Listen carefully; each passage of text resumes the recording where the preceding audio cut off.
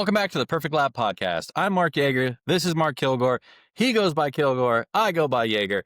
And today, of course, we have Jason Dienhart from GTA, Global Time Attack. We got to have him on the show because guess what, guys? It's about that time where we're going to start talking about 2026, what those schedules look like, how excited we are for Time Attack to be in the new year. And we're going to talk a little bit about what happened in 2025, the good, the bad, the indifferent. So let's get into it. We'll talk a little bit about the 2025 stuff first. So, Jason, quick and dirty, what happened in 2025 in GTA? Yeah, for sure. So, if we rewind like a year ago, going into 2025, it was a shortened schedule from what we've normally had years prior. It's jumped around throughout the years from anywhere on the low side, 4 events throughout the year to on the high side. I think there's been as many as maybe 8 one year or for a couple years, maybe. Especially back then, if you used to count the pro-ams in back in the day, there was quite a number. It was heavy West Coast back then. But anyways, going into last year, we shrunk it down to 3 events. We held on to CODA, which we did in April of this year, which is the big event that we've been doing for the last 5 or 6 years. Was happy to be able to know that we were, a year ago, we were going to be able to do it again for sure. And what I knew at that time was, I don't know what that means for next year, meaning 2026, which we'll get into that in a second. But if you follow us, you already know. So we held on to that big event. We did it. And you know what? To anybody there, it looked like the best one that we've had yet. And even to me on the ground and from the tower and from the stands and whatnot, it was the best one that we've had yet. We had a high car count for competition. Everybody else involved had good car counts from the car show to the drifting on down. And it was also a great Time Attack competition as well. Live stream was probably the best and most robust live stream production that we've had. Kudos to those guys. And, the GTA team did an awesome job putting on the event. We had a great time. It's sometimes you forget to have fun when you're producing these things. So, big respect to my wife, Amanda, and, Tony and Shannon and John and Nyman and Christian and Matt and Jack and somebody else and you guys as well. Everybody pitching in to help. It was a really great weekend. It was just bittersweet because knowing it from the inside, it's like I knew money-wise it was dying from the inside out. The track is hyper expensive to rent, and it's just been it's been a huge endeavor to rent the track each year and to commit to it. And we just couldn't, even though it was the best one that we had yet, and it brought in the most money that it's brought in yet, it was still upside down by over 6 digits when you count everything. And yeah, it's over $100,000 that it was upside down. It's been upside down over 100 grand every year that we've done it. That I've just had to, as a team and even with a community, meaning get everybody to pay for other events early to help pay for that one. And it's just been this whole robbing Road Atlanta to pay SLB, robbing, Buttonwillow to pay SLB and whatnot, or CODA, I should say. So it's been quite a dance. And I hoped that we were going to be able to put it on the docket for next year, but we just can't afford to make it happen. And, I want to continue with GTA events around the country again. I mean, right now, going into 2026, it's going to be heavy West Coast biased. And just for people out there that understand, I'm based on the West Coast. Most of the team that helps me out are in Phoenix. So a lot of us are in the, western part of the United States. So, throughout all the years, Buttonwillow's been a home track. It's the closest track to us. We've always heavily favored the ones that we can produce cheaper, meaning drive to, less plane flights, things of that nature. It doesn't mean to say that it's not in our plans to go back to places, like New Jersey Motorsports Park in the future, Road Atlanta in the future, also try out other places, whether if it's VIR, and even, I'd like to revisit CODA, if we could make that happen again at some point. It's just in order to survive, another season, and to give us a chance to survive for seasons beyond that, we had to cut the Coda event. Just had to. It was tough. It, it's Mark obviously knows, becoming. or Jaeger knows. I reached out to you, you know what I mean, and kind of wanted to. I know you've helped us live stream it and host it, and you've been a big proponent of it, and you too, Kilgore. But I wanted to get a lot of people's opinions on it, because I was gonna have to pull some major strings to make it happen again. I mean, the type of strings you don't want to pull, if you know what I mean. So it's like, I just Yeah, we just couldn't afford to do it. What's Yeah, that? absolutely. Well, I mean, I just want to say, like, going to Coda this year, and going to Coda the year before, like, to me, I definitely saw.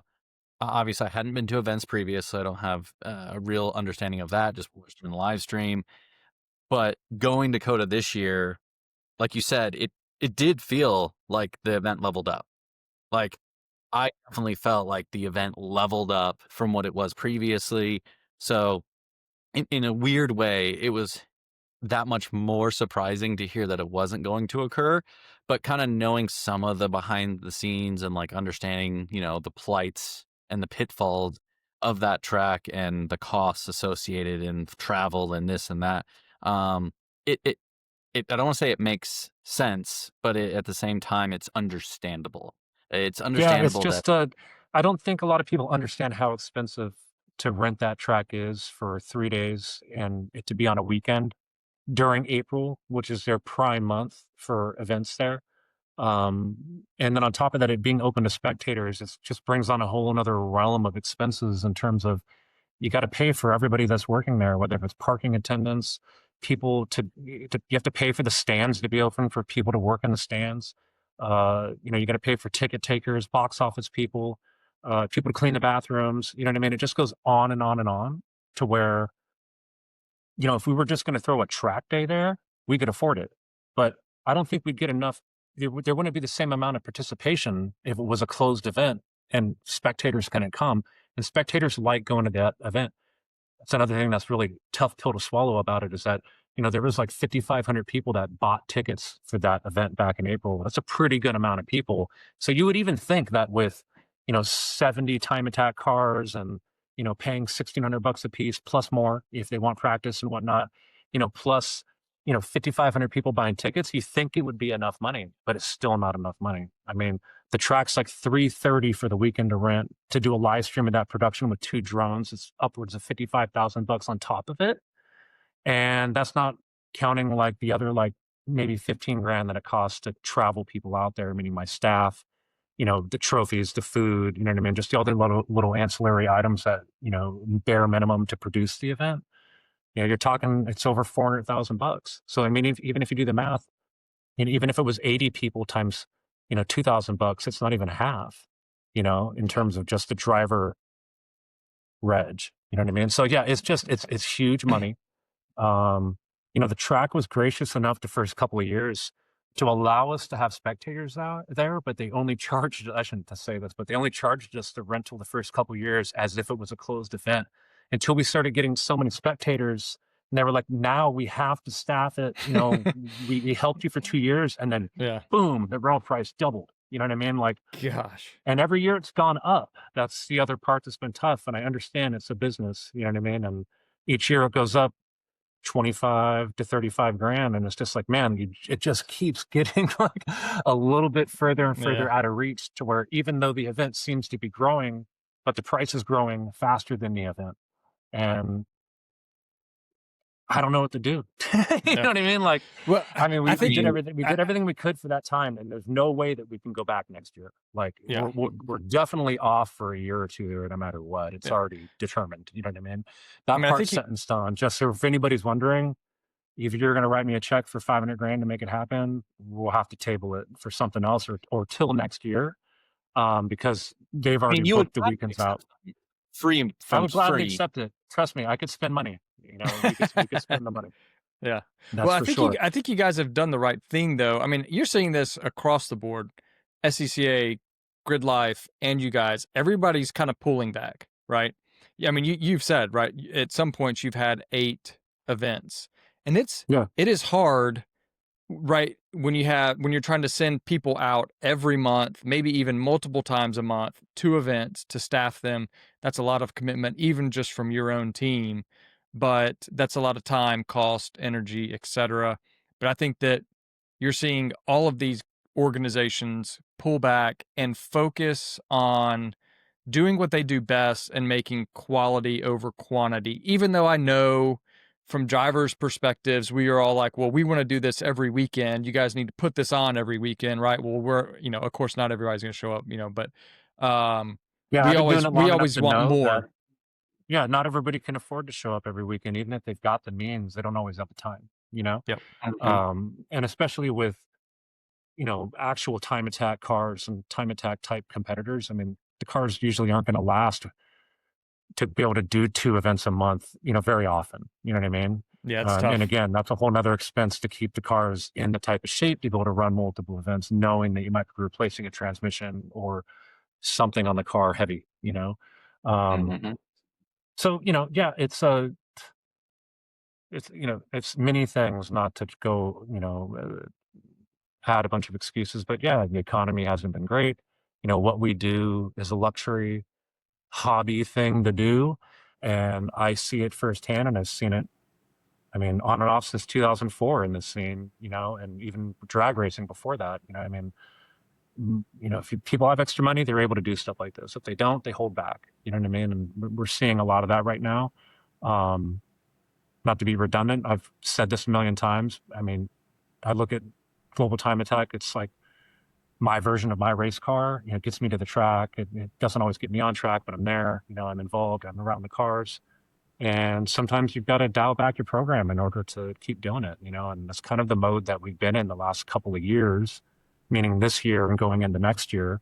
Even though we did do Coda, it was kind of my last shot at it. It was just kind of like the Hail Mary. Like, I hope we got another 1,000 spectators. I hoped the price didn't go up. I hoped something was going to happen, and it just didn't happen enough. But that's okay. I mean, we tried.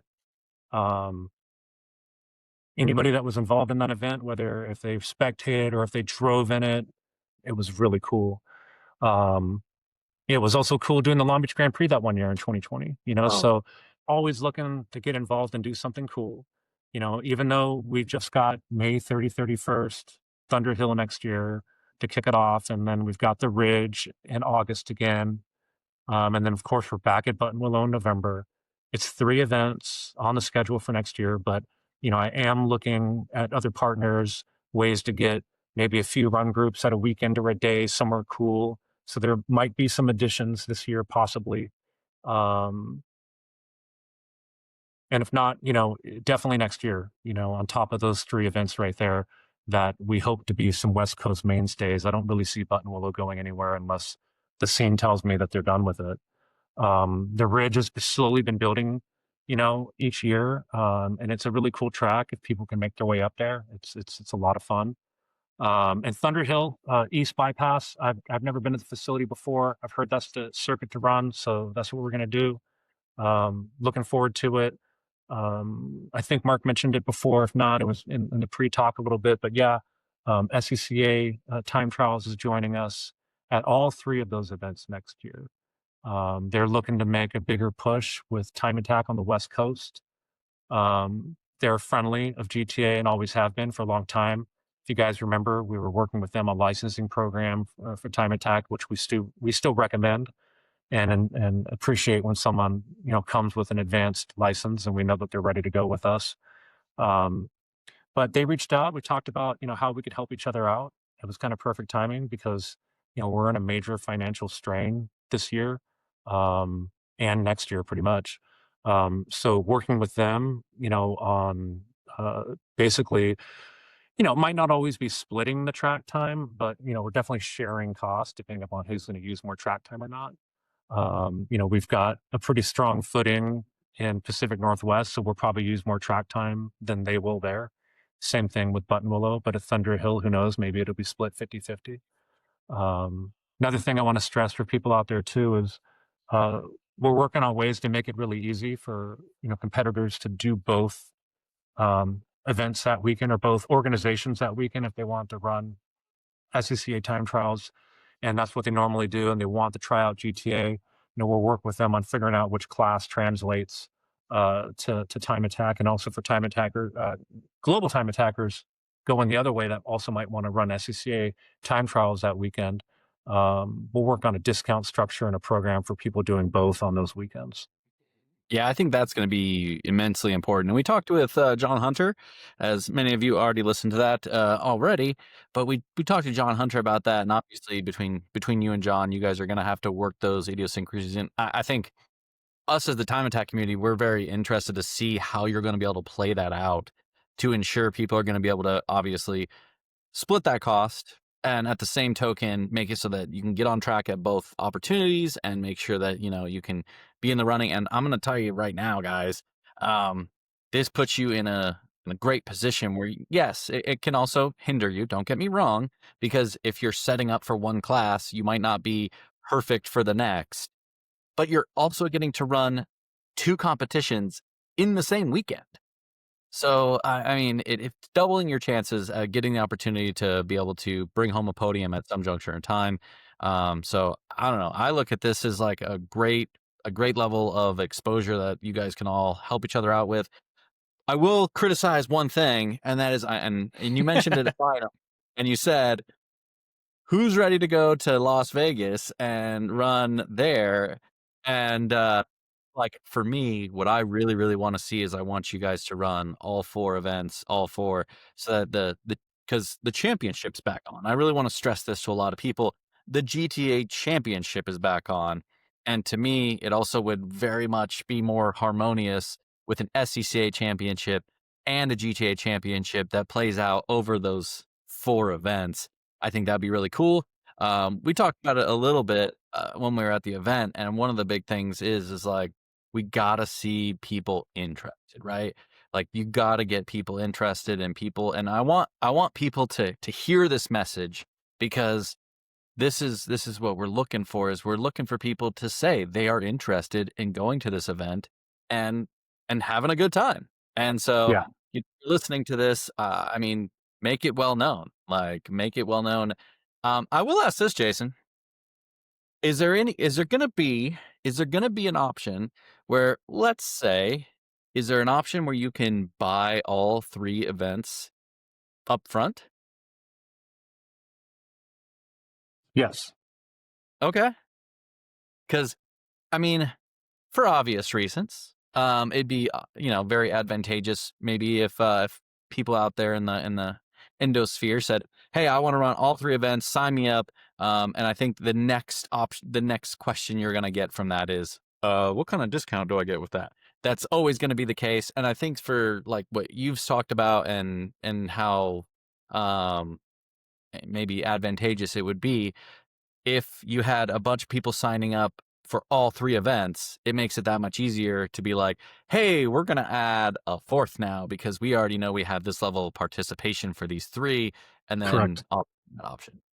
Correct. Just, Or, here at Perfect Lab Podcast, we always love to throw out ideas. no,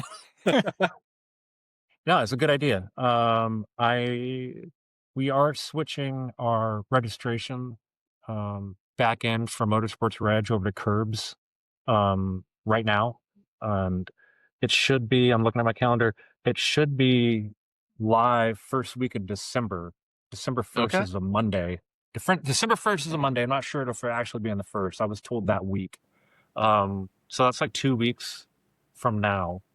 So everybody out there, look out for, on social media, our website, our email list. We'll let people know when it's going to open.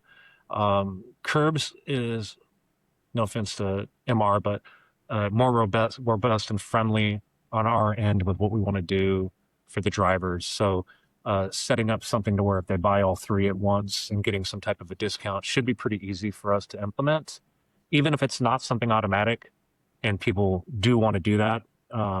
If it's not automatic, I'll have a mechanism where they could contact me and I'll set them up with some type of discount code manually that they could use, and I'll trust they buy all 3 events that day, Yeah. So yes, to answer that question, I would love it if people did that. I will hook them up with a small discount for doing that. And what it does for us as an organizer is, yes, now we have some revenue coming in way early, which is great.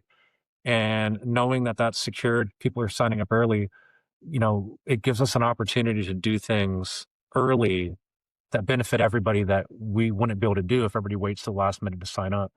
So for one thing in the past, it's been like, do we have enough people to afford a live stream? So that's one thing, right?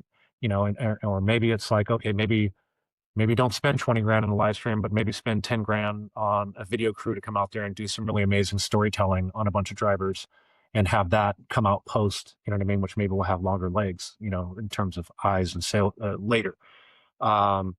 So if we look at just last month and going into Buttonwillow, Oscar Jackson Jr. hit me up like 3 weeks before the event. And he's like, dude, what are we going to do? You only have like 17 people that have signed up for the thing. And I've got nobody, for the WTCC, right?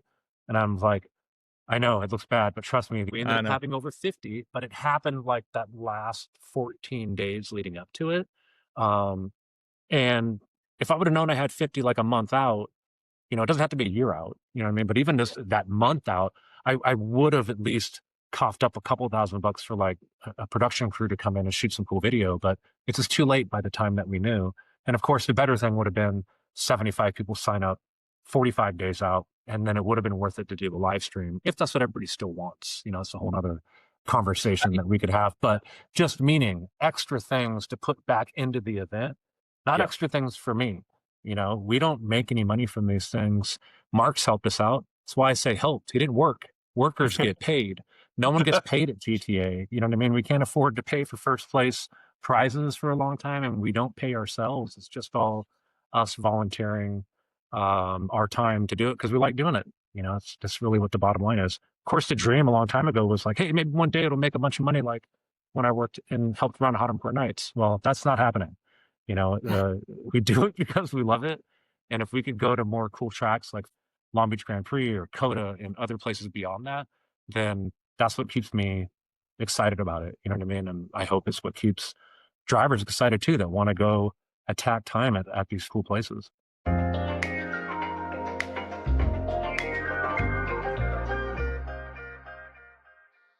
Here at the Perfect Lab Podcast, we're happy to introduce Whoosh Bespoke Wheels as a sponsor of the show. Whoosh Bespoke was born out of necessity. Their race team struggled to find wheels that offer the perfect fit, strength, durability, and that big old thing, a reasonable price. The people behind Whoosh Bespoke are racers and engineers seeking engineering excellence, and they offer precision forged wheels crafted by racers for racers with a product lineup that includes a wide range of options from monoblock to modular wheels, including 2- and 3-piece wheel designs, all engineered from the finest materials, although they do primarily use 6061 T6 forged aluminum, but they do offer things as high of quality as a magnesium alloy. So this really can work for any setup you're trying to go for. Customization is at the heart of what they do at Whoosh Bespoke. You can tailor your wheels with custom sizes, offsets, finishes, and even options like custom lettering, adding two-tones. Their colors include both standard and premium finishes, as well as special finishes like brushed, hand-polished, and even paint to sample. Every set of wheels produced exceeds the JWL standards and meets the rigorous WCEC quality standards, and they are tested by real people with real cars racing all around the world. And guess what? Me and Kilgore, we're also going to be part of that team. So we're going to be putting these things to the test. We're putting them on our cars. Kilgore's going to be repping out and going through all the time attack season. I'm going to be beating them up at HPDE days and just having a good time with them. So I want you to go take a look at them and make sure you give them a follow on all their socials. It's whooshautomotive.com, Whoosh Automotive on all the socials. Go check them out.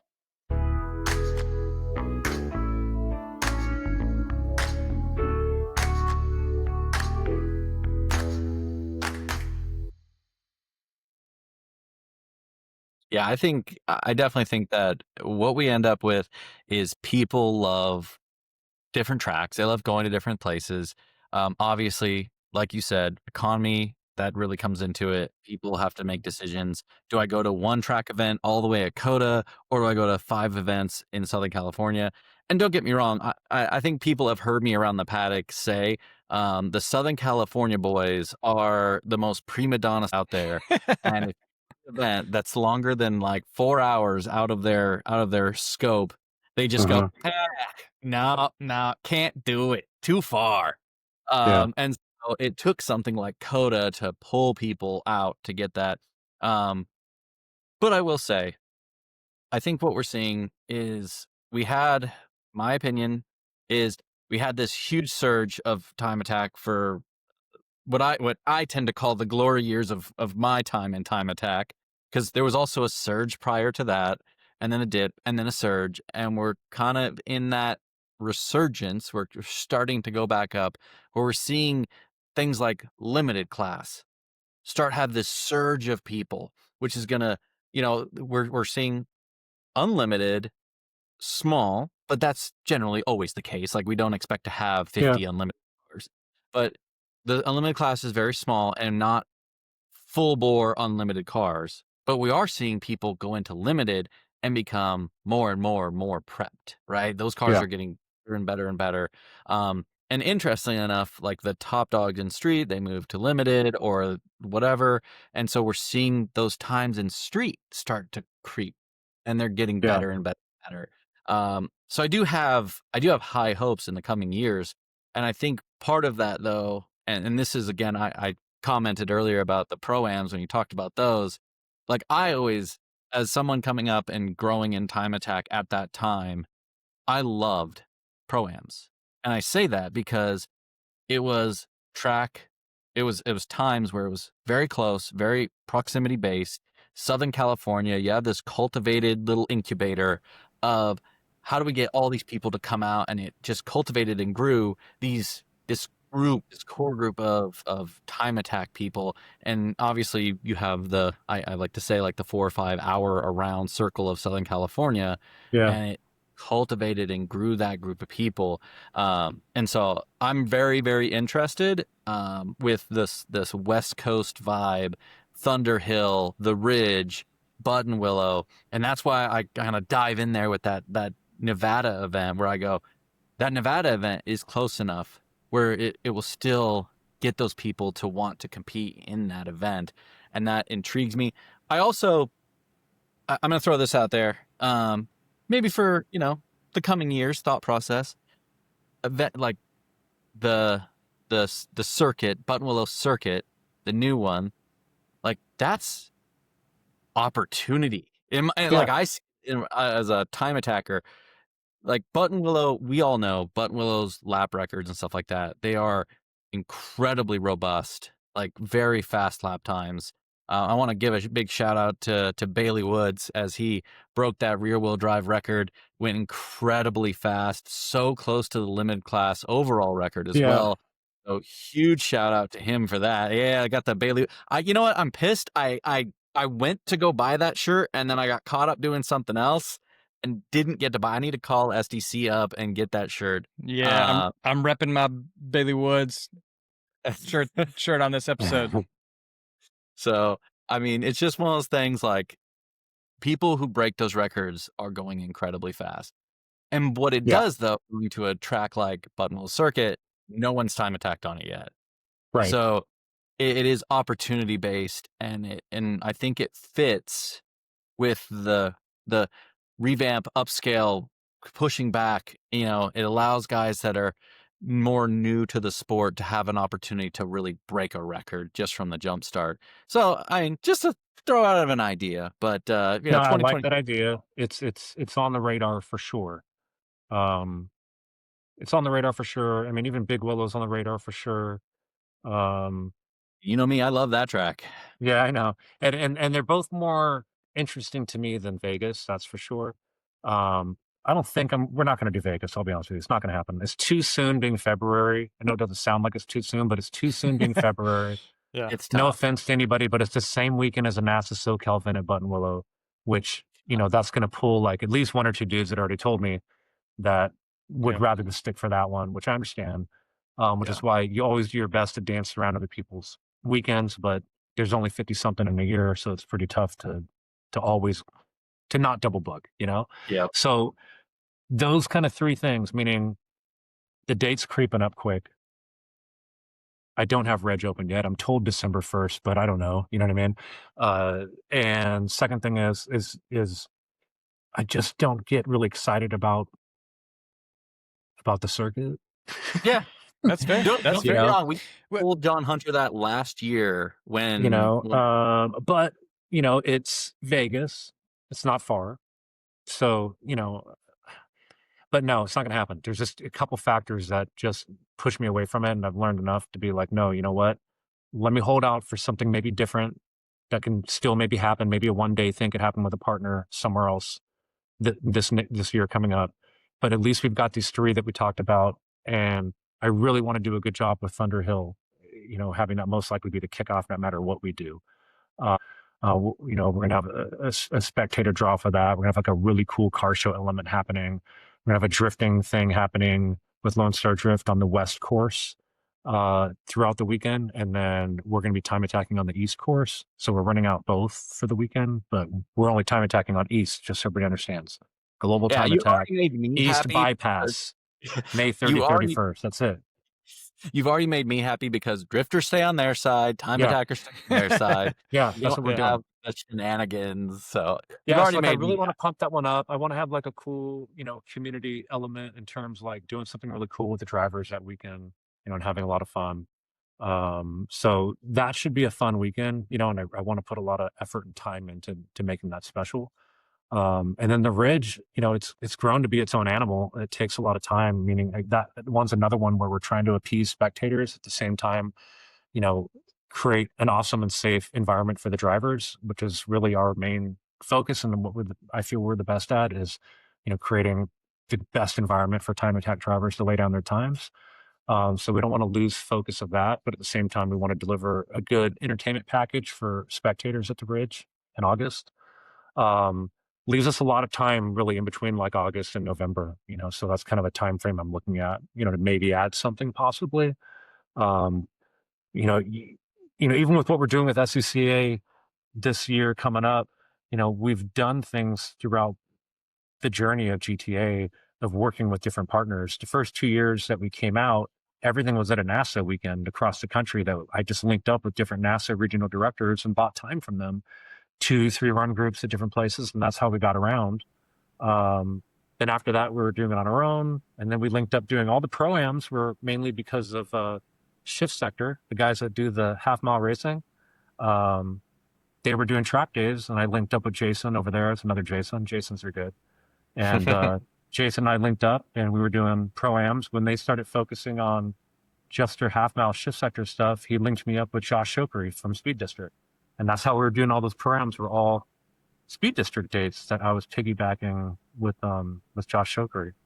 So we've had a long history of working with other organizers in order to host these events without having to rent the whole track out and try to fulfill 7 or 8 hours of track time each day with just time attackers, which is really tough to do and really not needed, to be honest with you. I normally only need half the track time, so hence that's how it'll work pretty easily with SCCA next year. Is even if we're really separate, we'll have our own track time carved out, and we could not talk if we wanted to and run the whole weekend and everything would be fine. We're not going to do that because we want people to intermingle and to run both if that's what they choose, so we'll definitely be working together hand in hand. Yeah, I mean, again, I look back and I think about the pro-ams and like how those all worked. And to me, like when you're just a hardcore time attack guy, those events were great because I showed up, I ran fast times at places I like to go to, enjoyed the event. And this is where you see I'd say this is where you see the old man in me comes out and I go, I don't need a big spectacle. I don't need a big show. I don't need all that stuff. I don't care if there's, 100 or 100,000 spectators watching. It's me and the guys going out, having a good time, running our times. Don't get me wrong. Those other things are absolutely stupendous and it's great. I'm not knocking anybody who's doing that. And obviously, those are also cool. But I just think from like a hardcore, like time attacker standpoint, what it really matters is going out there and running a fast lap and whether you're doing that in this big, huge standalone event, or if you're doing it with, and believe me, me and Kilgore have also talked about this. And, again, the Perfect Lab podcast is all about recommendations and ideas. We are the good idea fairies of time attack, which means we're terrible. So like, to me, I always go down this weird road of like, I'm in a weird way, I'm getting more and more in this weird realm of time attack where I go, I want to see, and it's going to sound so interestingly terrible, I want to see less sessions count. And I know like people in the audience are probably going, what the hell do you mean you want to see less sessions count? But I want to see less sessions count. I want to see you get practice sessions that are designated as practice, and that's all they are. And I want to see sessions that are just like, this is the do or die. You go out and you lay down the time or you lose. Mhm. I want to see people get pressured.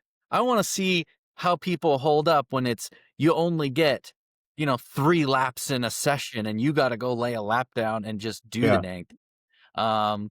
But at the same token, and obviously talking about grid life a little bit, their event at the very end. Oh crap! I forgot the name of it. What is it, Kilgore? Podium sprint. Podium sprint. At the very end, the podium sprint. I love the podium sprint, but hate the fact that it's at the very end of the day or in the middle of the day where you're never going to run the fastest lap possible. Like, we need to have those at the beginning of the day in the cold weather where like records could be set and you're given this like free reign of, little things like that where like Mhm. opportunity, like, I don't know. I just go back into those weird realms of like, if you need 17 sessions of 20 minutes, I need you to go talk to Bailey Woods, who just ran 2 sessions at frickin' Button Willow Finals. He ran Saturday morning, Sunday morning, 2 sessions, won the event outright. Yeah. Got a record. Now, granted, he did a practice day. He did the practice day before. So, but he went and did his prep. He did the practice day. And I think that's where people are like missing out a little bit. Use the practice day for what it's for. Get the car set up, get it ready, then go Run run. the sessions that matter. Yeah, you run know, the sessions that matter. And Yeah. then at the end of the day, like, GTA could, you could, instead of having 5 sessions in a day that all count, you have 2 sessions a day that count, or 4 sessions. You have 2 sessions that count. The other 2 sessions are just practice. And then it's more freeing, I guess you could say, where guys aren't trying to push every session, but at the same time, it opens up where these other sessions are going to be like the monster sessions that you've got to push hard on. So I don't know, just little things like that, tidbits. What I do you like think? it.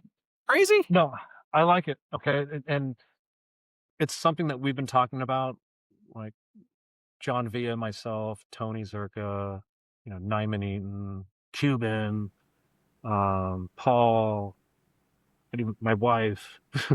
um, I come from drag racing, to where, it is put up or shut up each session, you know what I mean? And it's a bracket, you know what I mean? But, even if you're not bracket racing, you have to beat that guy that time to advance to the next round, you know what I mean?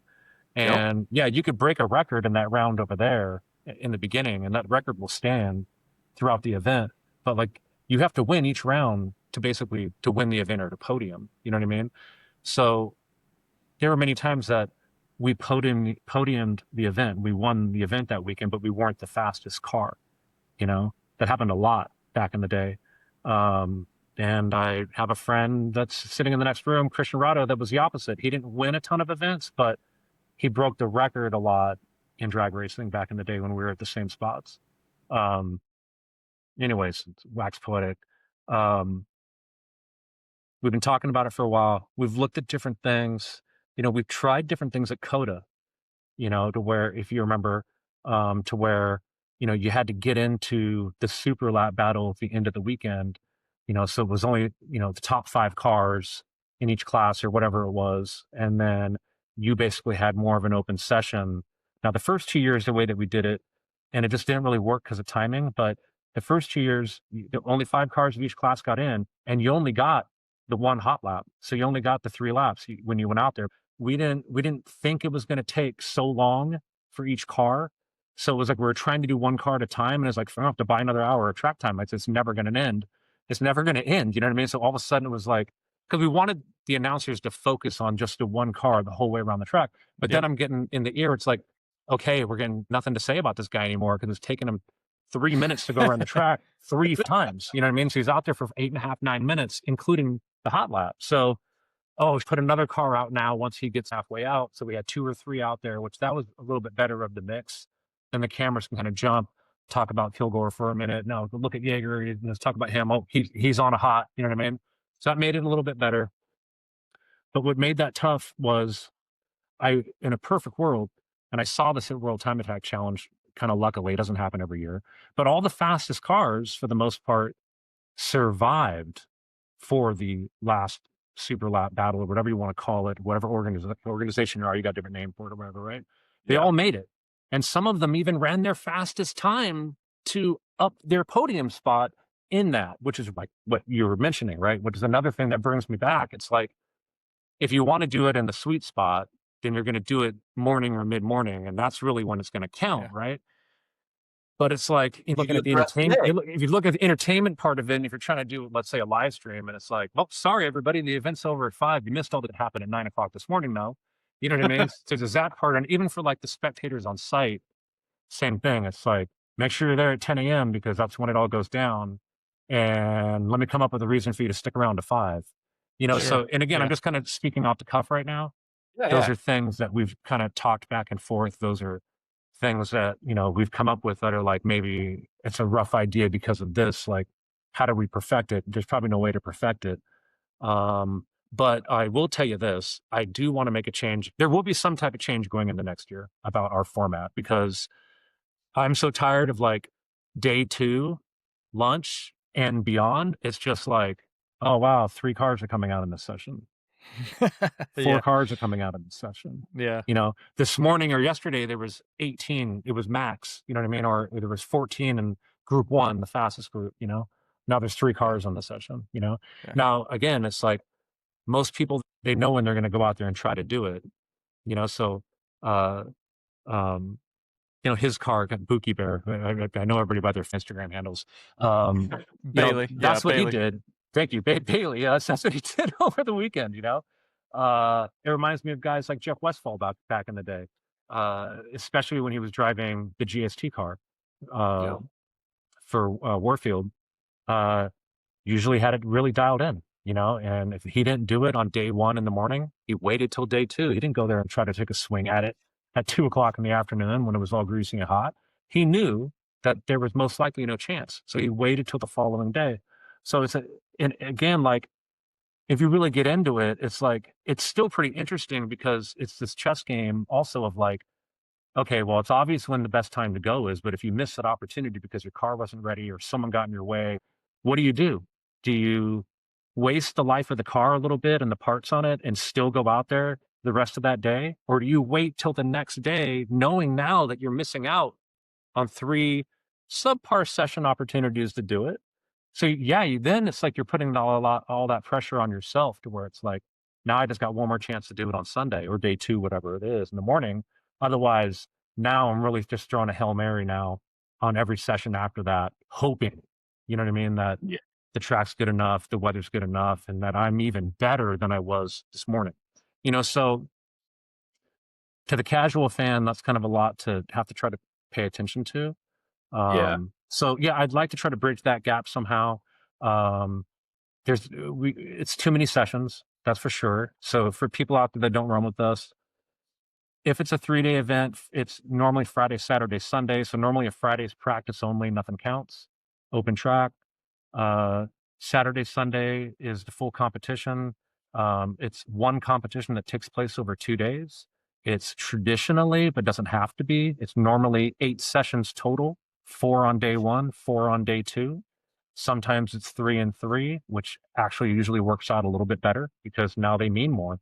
So it's kind of like football. I'm a big sports guy, not just motorsports. So, you know, football, I think they just increased it to 17 or 18 games a year this season. It's not that many. That's why each game's such a big deal. I'm also an avid basketball fan. They play too many games. They play like 83 or 85 God, yeah. games in a year. Baseball plays like 156 or 160. So there's throwaway games. You know what I mean? So in Time Attack right now, you guys telling me there's some throwaway sessions, which I see them. Now, part of the thing is that I'm kind of stuck in this rut of some people in my ear, especially a long time ago, that were treating it more like a track weekend where, oh, what is it for the weekend? $800? Let me do the math real quick. So each session costs this much. I need more sessions for that money or whatever the price is, So that's been one thing that's always been in the back of my head, which I should probably shake. You know what I mean? Yeah, you gotta let that go. Thank you. And just make the competition part more important, more special, which would be less sessions that count and or in a combination of maybe it's still 8 sessions, but maybe you are only allowed 2 hot laps. Then you got to get off. So Sure. I don't know. These are things, you know what I mean? I'd love to have it to where, everybody's car could last to the end of the weekend and throw them into this cool thing at the end. But that's bit me every year at COTA that we do that because most of the fastest cars are not able to go fast after 7 sessions. Yeah, that's fair. I mean, to your point, in terms of when you said World Time Attack, what's interesting now is that I think either this year and maybe last year, they've actually made changes to now where that super lap shootout, they've actually moved it to the night under the lights so that everything's cooled back down. And of course, I mean, it's a cool show, right? When you've got these cars, Right. the rotors glowing, the exhaust, Yeah. like it becomes much more That dynamic. also gives them, 4 hours probably or something, or 3 hours to make fixes and repairs. Yeah. Yeah. But again, I mean, to your point, which you were saying, JD, right? Which is it keeps the fans there. It keeps them engaged. It gives them something to stay for. It's not over at 10 a.m. and then everybody's just kind of peacing out, right? Like we see, I noticed that one thing at when I was doing some grid life events this year. The podium sprint is on Sunday. All the fans are there on Saturday, right? You have fewer fans on Sunday afternoon, and I'm like, why are we doing our big, right, podium race when there's fewer fans here? Right? Mhm. Like it'd be a lot cooler if there were more fans here and I'd get to, win and go around and you got people, standing on the sides and cheering. Right. So, Right. I mean, there's definitely things like that, but I will also say, I mean, I think I'm applauding you for constantly sort of looking and saying, okay, how can we tweak this? How can we make this better? What makes sense? And there's obviously a lot of factors that go into that, but I'll echo what Jaeger said. I agree. I noticed this a little bit. So was out there with you guys at finals for Button Willow. It was an awesome time coming out there. But after lunch, there's definitely a lull, right? You get the 2 morning sessions. People are out pushing. And then in the afternoon, it's sort of like, okay, things die down and you're kind of walking around and people are hanging out or working on their cars, but they're also just like, yeah, I'm just not going to go out because I'm not going to set a faster time. I don't need to burn up my tires. I don't need to go practice. We're just going to hear and we're all just going to hang out. And so that was sort of, that was a little weird. And I think it's something specific to Button Willow and the temperature and those sort of things. Or when you get tracks like that get so hot in the afternoon and they degrade so much, it's just sort of how it is. So yeah, I mean, It's also like, people that when, it's their home track and they're totally friggin' dialed into it. It's kind of like, well, I don't need to go out there and learn it. You know what I mean? Yeah. So that's a lot of those guys. That does happen a lot of Button Willow. But I'll be honest with you, I've watched it happen everywhere, every year. Yeah, and it does. And the culprits are the people that know what they're doing. It's the drivers that don't need to go out there, so often. So yeah, it's always been a funny thing. You know what I mean? Like as if I'm a promoter, I'm looking at it like, What else? this is so anticlimactic. You know what I mean? But sometimes it is very dramatic at the end. You know what I mean? It just kind of depends. It doesn't happen super often, but Mark's been there a couple times at Button Willow where it's decided in the very end. It's like, that was cool, Yeah. And that's what I was going to say is like, I've been at Button Willow where that last session of the day, people went out and laid down. I will say, like, for this year, it was uncharacteristically hot. Like, it was just, I wore shorts from the moment I woke up, and usually it's like, dude, I got to wear pants to start the day, and maybe I'll change into shorts. And it was shorts weather, so I will say it also was I uncharacteristically never hot. Where remember it normal, being like that. Never remember it dude, being that no, hot in November before. It's normally cold, cool. For a few years, it was really foggy, which, that was heavy for dude, like 2 or 3 years in a row. Yeah. Last year was cool, but not foggy, just a little foggy, but not to stop us. And then this year was just like totally different. It's warm. Yeah. yeah, Felt good. It was nice. Yeah. So yeah. what's It was the one of the, like, if that was a track day, that would have been epic for just a track Yeah. day. Oh yeah, Epic. because the sessions would have been full up till 5 o'clock. Yeah. Yeah, yeah. big time, big time. So what's the plan for the like season long championship? Have you worked all that out? Are there certain like all three events count? Are there Yeah, all points? three. What's the Yeah, deal with that? yeah, points at all three. I don't think we're going to do double points at any of them. Um, we have point structures worked out from, we've had points chases before. Last couple of years, we just kind of fell out of doing them. We weren't really putting them together. So we're going to definitely do it, for next season. So we've got a point structure worked out. Obviously, you get points from first place all the way down. I think once you get past fourth or fifth, it's just like 1 point. It's like a small amount of points. You get more points for breaking records. That's really like the biggest thing that you could do to get the most points, especially if it's an overall class record as opposed to just being a drivetrain record. And yeah, the more events you go to, that obviously helps. Podium. If you podium, with it being 3 events, if that's the way it ends up sticking, if you podium at 2 events or 1.5, meaning you podium at 1 and you're like 4th or 5th in the second.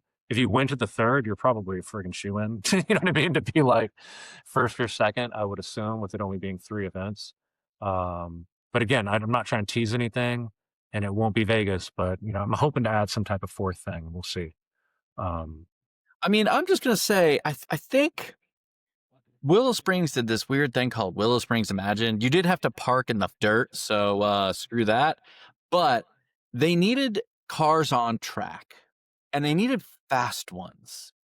So I'm just pitching ideas again. Like, maybe ask Willow Springs, hey, we could actually put a little competition on in the background. Yeah, Cars would be fast, and we don't need a million sessions. right. And we could run your event and run it out on track. I'm just saying, Yeah, it's because that true. was a nice crowd of 5,000 people that went to that event at Willow Springs.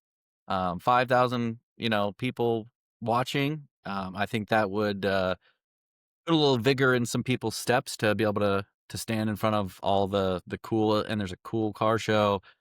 If they could just get a parking situation, that would be hugely beneficial. Maybe they'll get some garages up by then too. Yeah, yeah, that'd be great. Are they doing something like they're going to do that? They're going to do like that type of event again, do you think? Or is that a They plan? have announced that they are going to do it again, and I believe they said they're going to do it in October. Hmm. So just throw it out, just spitballing. Yeah, no, that'd be cool. The time rise would work out the month. Yeah, Again, that'd be cool to get back there. I love Big Willow. I like that. I like that track. yeah, I mean, Big Willow is Big Willow is one of my favorite balls to the wall tracks. I just test the grit and iron of anybody who goes on it. And now it's really cool too, because the older the track gets, the bigger the gaps get. So you got like 6-inch gaps in the pavement. So you could even do a little bit better with like an off-road suspension. Yeah. Yeah, rally car style. Yeah. I mean, but really though, I mean, personally for me, like, I went to the Willow Springs Imagined event. I thought it was really cool. I really appreciate everything those guys are doing for that track and making it better, all of those things. But the one thing that I saw that I didn't like was there was not cars driving fast on that racetrack at all. There was guys Uh-huh. simulating races. There was guys for the Peterson doing like cool just cruising, but there was nobody going fast. Hmm. And that's, to me, like, that was missing it of the Gotcha. motorsport aspect. And I think it would make so much more sense for Time Attack to be a part of that, just because you're not doing wheel to wheel, so you're not going to have like people crashing into each other or Right. doing anything of that nature. But you're going to have people with outrageous cars going really fast, and Making noise. Yeah, it'd be yeah, cool. Yeah. and because they did do things like the Peterson Museum had their like random cars that they picked. They had a NASCAR. They had Leah doing some donuts and stuff like that. But they could throw out things like, between the time attack sessions, you could have these exhibition runs because we Yeah. don't need, again, like give us a 15-minute time slot every hour, Yeah. or, and a subset, give us a half hour every hour, or, hell, give us a half hour every 3 hours, whatever the case Or may really, be. it'd just be like, yeah, if they gave us like 40, 45 minutes, like 3 times a day, we could do 3 run groups within that time and have it shortened, like what we were talking about, you know what I mean? Less time, more important kind of a thing. Yeah. I It would don't be know. cool. Seemed Nice. like it'd Be be cool. a solid fit. So Willow Springs, when you're listening to this tonight, make sure to give Jason a call, and it's going to be a solid event. I'm just saying. That's right. So Have you guys again, have you guys like inked a multi-year deal with SCCA, or is this currently just sort of a one year kind of thing, and you're going to see how it goes, then think Yeah, about just 1 year. 2027? Okay. Yeah, just 1 year, see how it goes. Okay. But, and I'll say but because I don't want to make that sound like their plans are short-lived on the West Coast. John Hunter and SCCA Time Trials plans is to really set roots out here. So if it's not with me, they'll do it on their own for years to come, is what their Sure. plan is. You know what I mean? I'm just more, I'm just being super transparent. I don't know what's going to happen beyond this year. If it works out well, then yeah, I'll work with them again for sure. I really like those guys and they're a good organization. But to be honest with you, my hope would be to where our growth is in such a spot to where it's like, oh, we don't have room for those guys. You know what I mean? Like, I would love to be able to have that tough conversation with them and say, hey, it worked out really good in 2026, but, we could do this event on our own. You know what I mean? Therefore, we're going to. But to be honest with you, I kind of doubt it. Like I think that if we're both happy, midway through this year, that we'll probably look at, because as you guys know, you got to start, planning the following year, like really early out, you know what I mean? Like by mid-year, so Yep.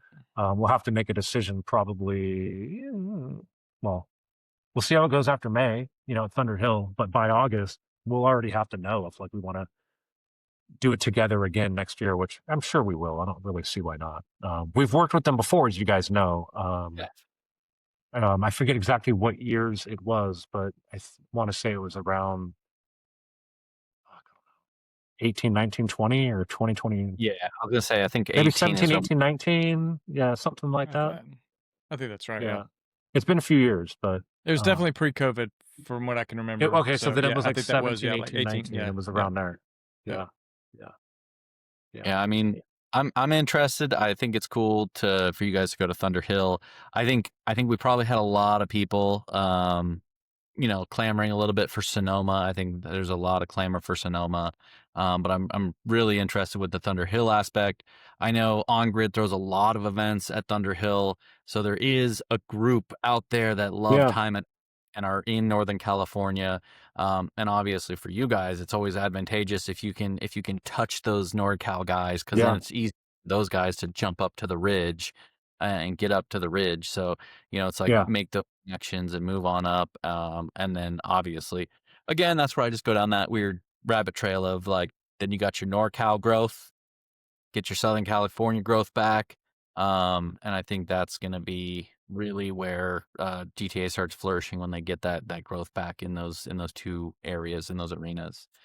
So I'm excited for it, man. I mean, like I said, I think I've said it for a little bit of time where I'm like, I feel like California got a little like, we had expectation of like, hey, you guys love time attacks, so you're traveling, you're gonna start going places, and like California guys were like, yeah, we're beaten down a little bit. We need to keep in our circle. So I think it is going to be advantageous for those guys to be able to kind of travel a little bit less, and still get back to like a GTA real deal season. And I bringing back the points chase and the championship. that always gives. I know. Again, I talked to Bailey Woods at finals, and he loved the fact that the points chase in the championship was coming back. We were just talking about that briefly, and he It's loved cool. that. It's something that we could promote throughout the year. You know what I Yeah. mean? As an incentive for people to get out there. And then it's something for them to show, their sponsors and people that support their program, you know what I mean? That they've got this, accolade that is, partly due to their support, together. And, it's a good thing, and, they can get, more, views, social media play out of it. There'll be a website play on our site about it. We'll put the information out there on the wire, to groups like Grassroots Motorsports and people that, publish our stuff. So yeah, it's just another way to get some respect and recognition for, the hard work that these people do. Yeah, So one absolutely. thing. Oh, sorry. One thing I wanted a quick touch on. So, you guys before finals this year, SDC held an event for like the pre-setup, kind of like, Yeah. and this is very similar to what you guys have done at Coda, where you guys had an event kind of precursor. I will say this, like I think that's really awesome from a lot of the competitors, a lot of people that are interested. Um, is it possible to really like try to bring that to all these events and setting up with these like shops or organizations, whatever the case may be, to kind of bring that home so that continues to happen? I just think like STC has done a great amount of goodness for Time Attack and what they've done recently, bringing like 15 cars to events and stuff like that. So I just want to really recognize that, and them, getting with you and working with. I don't know how that all came together, but I love the fact that things like that are happening. And again, it's like a growth in Time Attack, and it lets people Yeah. connect on a person to person basis, not just on a I know you by your car. Yeah. Like, one of the thing that really sticks out to me, like to what they're doing is they are, through like their club, through their headquarters, through their track events, through their instructors, they're getting new people into track days for one, right? And that's great because you got to start somewhere. And then because of the main guys there that love the Time Attack and take it to the next level and compete, at places like Global Time Attack and other organizations around the country, now they're like, an inspiration to those new people that they're coming to their track days that are then interested about like, well, I want to maybe go with you guys to Coda, or I want to go with you guys to Button Willow and run this event. So they've been somewhat of a cool, that sounds weird to say it, like, a minor leagues or a breeding ground or a ladder kind of system or structure, an entry point, for people to get in a Time Attack is really what they're doing. That's something that's really special to me, because we need that. I barely have enough time to just organize the Time Attack competitions that we do that are on this pro-am pro level. So it's a whole nother effort to go out there and do the type of events that are tailored towards getting new people in there and being friendly and easy for them and in order to get in there. It could be very intimidating to just show up and sign up for a GTA and it'd be your first GTA Time Attack competition, even though you might be a track star in your region, Um, so that's what's been really great is I've met a lot of new people through them. How to meet Charles and them? Gosh, it's just like you guys, you know what I mean? To where I've thrown enough of these Time Attack competitions and had you guys show up enough times to where either it's like I like or I dislike you, but in the end, I end up liking you. And, you're becoming friends somehow, or somewhat. And that's what's kind of happened there. Um, Charles and the guys were one of the people that always reach out when they could see that we've done something cool and they can congratulate us, or they could see that I'm struggling, or they could tell, and they'll reach out and say, what can we do to help? You know what I mean? Like, we'd love to do something to help. We're trying to get all these cars to come out, and they do it. What can we do to help? Uh, we'll keep running the track on Thursday and calling it like a GTA practice day thing on Thursday, which is mutually beneficial for both of us. And the next step was like, hey, we've got this headquarters. We've invited you out to it. You're lazy. You've never been. What if we do the GTA thing? Would you come? And I said yes. And it worked out really great. if you haven't had a chance to check out SoCal Driver Club headquarters, it's over in Los Alamitos or Cypress area of Orange County. Um, and it's super cool, man. They got a cool garage set up for their cars.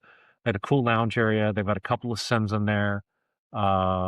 It's fancy. It's nice. It's a cool meeting place. I could see why people want to be a part of their club. I mean, I want to be a part of their club. I mean, it was totally cool. Yeah, it was real cool. So, yeah, Charles and the guys were gracious enough to say, "Hey, yeah, let's have the pre-meet here." We did. They set up a booth outside. It was on the weekend, so most of the people in that parking lot, the businesses are closed, which is great. A few other companies set up booths there. Bailey Woods, Buki Bear had his car there, which is cool. A couple other competitors. This new dude, forget his name right now, the Civic Type R, Gray. I met him there. So it was cool. I mean, one of these things where, that guy got introduced in the time attack through SDC track days. He went to the meet. He signed up for the event. He met me there, asked questions. I mean, it's just one guy, you know what I mean? But it's like, as you guys know, that's how it starts for that guy. You know what I mean? Interpersonal Like, relationships. yeah. That's where it all. So it's That's cool. So that stuff's huge. You know what I mean? And yeah, like that's it helps out a lot. So yeah, I mean, as long as they want to do it, I'd love to do something like that, but promote it better, earlier out, get more cars to come, and do it again with them for Buttonwillow next year. That'd be great.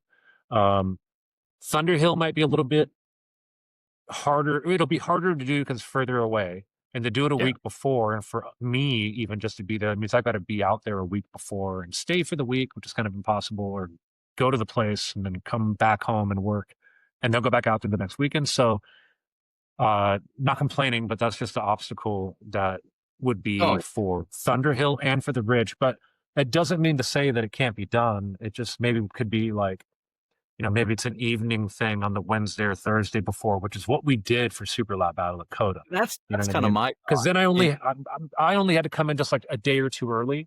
You know what I mean? And at least I was able to be there. You know what I mean? And that seemed a little bit easier for the cars to be involved because now they were, most of them, not most, but some of them get there a day or two early, so it's like, oh, then we'll go display, which was cool. So I know it's important to do things like that. So it's something that we'll try to figure out to do. Maybe it ends up being like that week of, to where it's a little bit easier, or maybe it's something to where someone's doing it without me having to be there, which maybe doesn't have exactly the same effect, but I think there's ways through technology that, we could be there to answer questions through a computer or something like that. If people had questions, it sounds kind of stupid, but it's better than nothing, I think just having like shops that are like I said, any which way that you can have people that have been involved with GTA there so they can talk about their experiences or talk about the driving or just interact as a whole, have cars on display, and not to say that you're not important to that experience, but at the end of the day, just any people that participate in Time Attack at those events, I think makes a huge difference and makes it something that people are interested in wanting to go to. Because again, it's like, dude, 1 million fucking people are going to go to 7-Eleven and go sit in a parking lot for hours on end. Like, they're going to do that on a freaking Saturday morning anyways. So, making it about time, making it so people can go there and talk about it, I just think stuff like that is super important for us to kind of capitalize on. So, for sure. I agree. Definitely need to do a better job with that. Answering questions for people. yeah.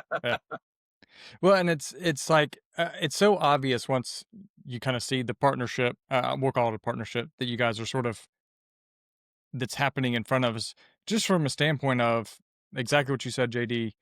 You guys, you guys obviously have limited resources. You have limited time. You can't create an entire like feeder series to help bring people into Time Attack. At the same time, the SDC guys, SoCal Drivers Club guys, like they don't have the resources to put on like a full Time Attack series. So it really makes sense, right? Like they want to do Time Attack, but they also have this, right? They have these, really good programs to help like, first time track guys, first time drivers get on track, as well as do other, more advanced stuff. But then that can, exactly as you said, as people get involved with that and they see Charles and those guys going and doing this bigger event, they're eventually like, I want to be able to go do Global Time Attack, SCCA time trials. And so it really starts to create a very good ecosystem. You guys are feeding off of each other, but yet not one of you is having to do the entire thing. Right. Right. Right. And we've got another group that I want to give love to and a lot of respect, but the Turn 8 guys from Northern California, they're doing a similar thing up there where they've been doing, track days at all the Northern California tracks. Laguna Seca is their home track. They do Sonoma all the time, a lot of 1-day track day events.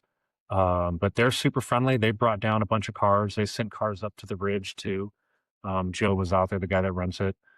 So they've been a really big supporter as well. Very similar, where it's, what can we do to help as an organization? We've figured out a niche that works for us. We're not trying to do exactly what you do, but we would like to have our top guys that want to compete at that level, which we personally like to as well. We can go as a group. So they've been tremendously helpful too. And I'm really going to lean on them with this Thunder Hill event because it's their home area up there. So yeah, big shout out to Turn 8 as well, on top of STC. It takes a lot of different groups out there, you know what I mean, to push, this time attack thing forward and progress it and keep it growing, Absolutely. Absolutely. And that's what we do as a whole, right? Time Attack is a community. Time Attack is a group of people coming together, having a good time, battling against the clock and a little bit against each other, but primarily Yeah. against the clock. Yeah. Yeah. Well, I must say, I'm excited for your 2026 schedule. Glad to see 2025 ending well. Kilgore got to see Bud and Willow, got to experience the joys of everything that it is. Next time, not on track. Epic. Yeah. So That's right. next time he's going to get to drive the thing and get to experience all the bumps and bruises that go along with it. Other than that, Kilgore? Speaking of driving, Jaeger, like three opportunities to go drive with Global Time Attack. Like, which events are? Come on, man! You got to get that Mustang out. You got to Cayman. Like, come on. Technically speaking, I was on the driver roster for finals. Problem was, that means nothing to me. I was working with James, and at that time, he needed to be in the car more than I needed to drive that car. So, we Poor do James. have He needed something. Me and James are cooking a little bit to see what we can do and what our schedules are going to look like for 2026 to attend some of these events. So, James, get your wallet ready because we got some things to do. So yeah, it was a fun event. It was a fun event. It definitely would have been December. Pay for all 3 events. That's right. Yes. I will say it would have been bad had Jaeger you jumped in and you showed James how to do a 149 around Button Willow before he could do it. That But no. We don't do that. To all the drivers out there, like, we have to support the organizations who are putting on these events. So if you can, go ahead and hit up JD and say, hey, I want to buy the 3 events. Like, I'm down.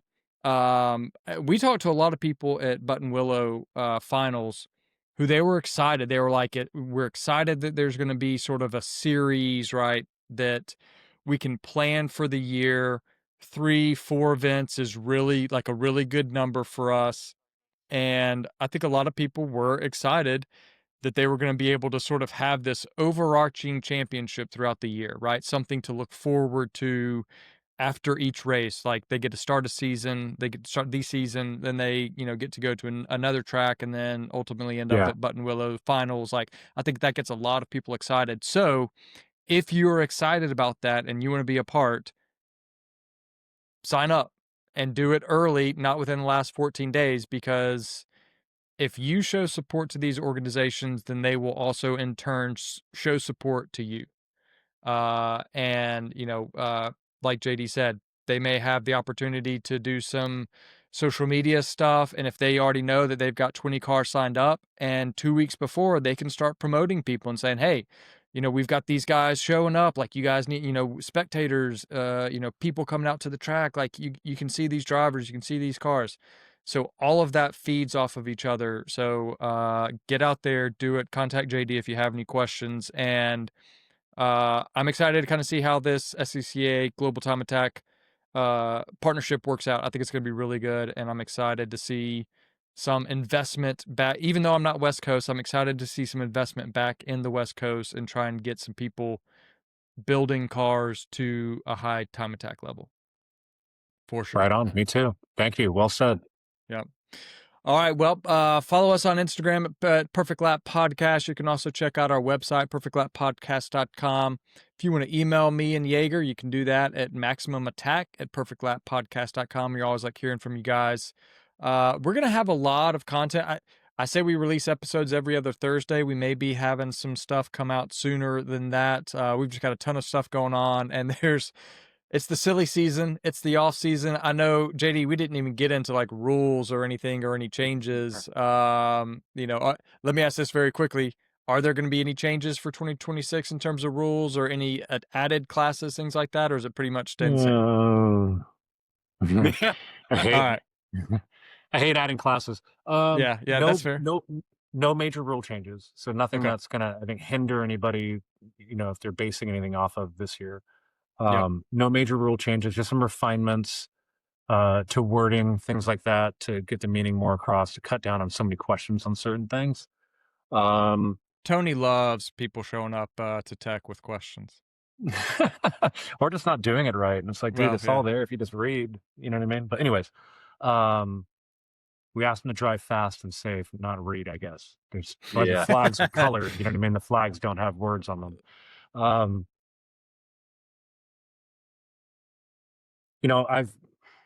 What's funny is I haven't even told the guys about this, but I've been toying with bringing an idea to the group about maybe we should try to add a class, but I think it's just a bad idea. I don't want to water down what we do. There has to be rules in place in order to make something fair. It sucks that it's a double-edged sword sometimes, to where the rules are also something that hinders people from signing up. You know what I mean? Because, they're like, well, for instance, I took all the interior out of my car and now I've got to run limited class, but the car has nothing done to it except for that I took all the interior out of the car, and it's like, I'm sorry, but like, that's one of the main things that is going to throw that car up into that class. And yeah, you could say, well, dude, I'll take 100-pound weight and stick it in the car or whatever. And it's like, yeah, okay, I get that part, but we didn't so much do it for the weight. You know what I mean? We also did it for a visual thing for fans and for people who like to understand, like, what are some of the core differences between, behind the different things that put these cars in different classes and whatnot. Yeah. And, traditionally in a track car or a time attack car, you wouldn't pull all the interior out unless you needed to, meaning like, it did have a huge cage in it, 6-point, you know what I mean? So you're probably going to be unlimited class or unlimited class. You took your dash out, you know what I mean? Different things like that, where people would just hope that we would say, oh, well, here, you get a special exception badge, you get a special exception badge. But it just puts us down a slippery slope that we never wanted to go down. And if that means that you're not going to sign up because we're not going to make an exception for you, because you also know that we're not going to make an exception for anybody else either, and that it's fair, So I'll leave Integrity is important. Absolutely. And to me, it is, rules and is to very us, important. it is. I mean, I'll lose the guys that help me. Meaning, like, if I go back on what we say that we do or our rules, I won't have a volunteer staff to help me. They'll leave. And one reason why we do it like this too is because, like, if you two guys wanted to come and tech, you could tech. I invite any driver out there that thinks that there's something odd going on, come out there at 6 a.m. and help us tech the cars. You don't need no special degree. You know enough about cars, you can do it. You could read the rules. We have a tech sheet. You just got to go off of it. Do they have a 6-point? They don't? Well, then they can't be unlimited. You know what I mean? Do they have all their interior? Yes. Okay. He's okay for street. You know what I mean? Or okay for enthusiasts. It's like anybody could do the rules. There's no secret to it until that's why we like to refine some things. There might be some things where we meant this, but we always once we say we meant that, that's what it's meant now forever. Unless we change it publicly for everybody. So that was a long one. Probably not going to add a class. It's tough. Fair enough. I like That's where good. it's at now, and even though some people feel like, oh, I'm not fast enough for that particular class, but it's like, but you also didn't build your car anywhere near to the limit of that class rule sets either. So, oh no, I'm not going to be able to compete in limited. Yeah, and I get it. Maybe you can't afford it right now, but you also have to understand that your car's not built to the limit of the limited class either. So how could you then fairly say, oh, I'm never going to beat Bailey Woods? Well, his car's pretty close to what everything you could do in limited class, like the way Professional Awesome's Evo used to be when it was limited. It's like they've got it all the way there. They're doing everything they could do to it. A few people did that in street class. I'm looking at one for a while that did it. You do, Marco did that for a while back. Marcos back in the day, Ken back in the day. You do, it's all the way there where it's awesome because I want everybody to do that. But what it does is the guys that are like, right into their beginning of their street class build, I should say, they're like, feel like, well, I can't compete against that guy. But that guy, he's doing everything. He's like the pro athlete of the group. You know what I mean? He's got everything on point. You're just not there yet. So don't let that also discourage you. You know what I mean? In my opinion, it should. Because you're right. It's not a level playing field, Yeah, as I say, people have to remember it's not a level playing field. And I will say this, something I tell James all the time, like he's got a car that is not built to the edge of the rules of limited class. Do you expect to win? And the answer should be no. Right. It's like, until you build that car limited class rules, you cannot expect to win.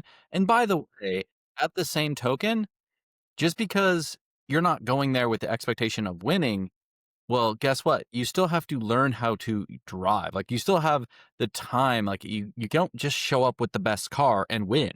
Bailey Woods not just showing up with the best car and said, I won, doesn't matter how good my driving is. He has refined his driving over years of energy and effort to get that. So it's like, you guys have to understand, you don't just show up and win. That's not where this level of competition is. You need to show up with the best car and the best driver. That's how you're going to come out on top. And by the way, sometimes best car, best driver still loses. Because guess what? We're in motorsports and things happen. Yep. For sure. True. And people need to understand as well, the people who are at the top who have built their cars to the top of the rule set, the following year, they are picking up small chunks of time. Mm-hmm. If you're in the mid pack, like the next year, you can be picking up seconds upon seconds. And that's part of the fun as you continue to close that gap and you get closer and closer to those drivers at the top. And then eventually you find yourself in the mix with them, and then and that's a whole nother level, and it's a lot more fun. Exactly. And I mean, we've talked about Bailey a lot, but I mean, he kicked butt at finals. He's been building that car for like 3, 4, 5 years, maybe even a little bit longer. Admittedly, I've told him sorry a couple of times, considering the fact that I said, I don't know if an E36 chassis is the one that is going to be competitive enough in limited.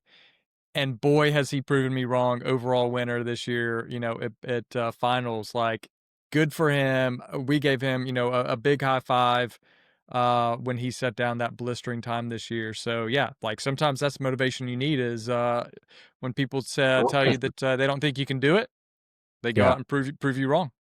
That's true. Yep. All right, guys. Well, you can find us on YouTube if you want to watch the podcast. You can also listen to us on Apple Podcasts and Spotify.